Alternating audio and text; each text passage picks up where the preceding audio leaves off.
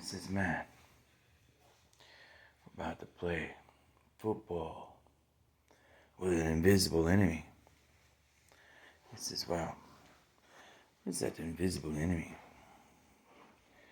The preacher steps to the stage and stares down the devil. And he says to Satan, I must be less so they could be more. And he stands up and looks out across the stadium and he says, this is not a football field. It's a proving ground.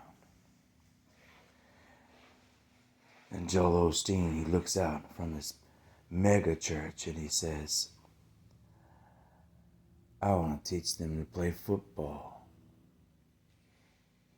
That way, the game will become tearing each other down on a field in a controlled environment, in an uncontrolled world where there's freedom.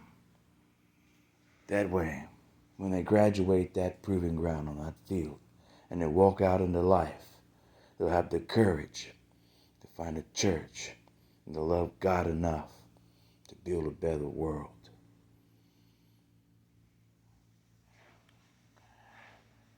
And he walked out to the world and he looked at the other churches and he said, I must be less so all those other churches can be more, because there'll be those that build churches.